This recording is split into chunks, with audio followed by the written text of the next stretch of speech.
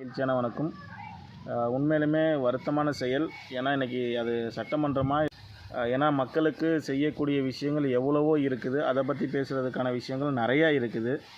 ஏன்னா இன்றைக்கி மக்கள் விவசாயம் பண்ணுறதுக்கான தண்ணீர் இல்லாமல் மக்கள் போராடிட்டுருக்காங்க. குடிநீருக்காக வேண்டி மக்கள் போராடிட்டுருக்காங்க. நிறையா கிராமங்களுக்கு ரோடு வசதி இல்லாமல் சொல்கிறாங்க. அதே மாதிரி கரண்ட் வசதி இல்லை அப்படின்னு சொல்கிறாங்க. அப்படிப்பட்ட சூழலில் அந்த சட்டமன்றத்தில் விமர்சனம் செஞ்சு இவங்க அவங்கள சொல்கிறதும் அவங்க இவங்கள சொல்வதன் மூலயமா அது மக்களுடைய அந்த நல்ல பாசிட்டிவ் வைப்ரேஷனை குறைக்குது.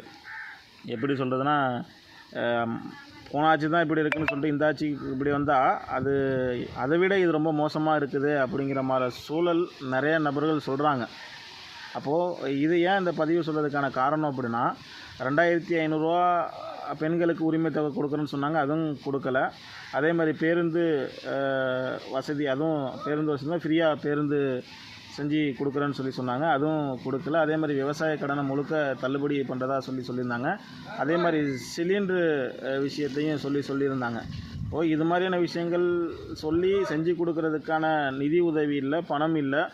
ஆனால் இன்றைக்கி சட்டமன்ற உறுப்பினராக இருக்கக்கூடிய நபர்களுக்கு காரு கேட்குறாங்க. அதுக்கு இந்த அரசு ஏற்படுத்தி கொடுக்கணும் அப்படின்னு சொல்லும் பொழுது எவ்வளோ வருத்தமாக இருக்குது. இன்றைக்கி மக்களுக்கு நல்ல காற்றுக்கும் நல்ல உணவுக்கும் இல்லாமல் போராடிக்கக்கூடிய நிலையில் நல்ல நீர்நிலையை உருவாக்கி மக்களுடைய வாழ்வாதாரத்தையும் அந்த கிராமத்தில் இருக்கக்கூடிய நபர்களுக்கு வருமானத்தையும் ஆரோக்கியமான நல்ல உணவுப் பொருட்களையும் கொடுக்கறதுக்கான சூழலை ஏற்படுத்தி கொடுத்தா இதுதான் பொருளாதார வளர்ச்சி. இதானே, மாற்றுக்கருத்தே இல்லை. இன்றைக்கி ஒரு கிராமம் எடுத்துட்டிங்கன்னா, அந்த கிராமத்தை எடுத்துட்டிங்க அப்படின்னா கிராமத்தை சுற்றி ஒரு 100 ஏக்கர் இருக்கும். ஒரு மாவட்டம் எடுத்துட்டிங்கன்னா குறைஞ்சது 1,00,000 ஏக்கர் இருக்குது. அந்த ஏக்கரில் வச்சு விவசாயம் பண்ணி அந்த விவசாய பொருட்களை மதிப்பு கூட்டி விற்பனை பண்ணும்போது நாடு பொருளாதாரத்தில் நல்ல வளர்ச்சி ஆகுமே.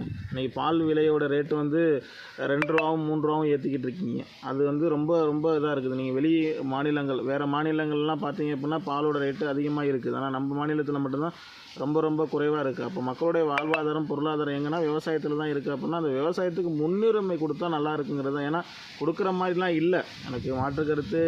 ஏன்னா நான் விவசாயம் சார்ந்த விஷயத்தை தான் பண்ணிக்கிட்டு இருக்கேன், பார்த்துக்கிட்டு இருக்கும்போது நேற்று ஒரு 2 நாளைக்கு முன்னாடி கூட கல்கத்தாலேருந்து ஒருத்தர் வந்திருந்தார்.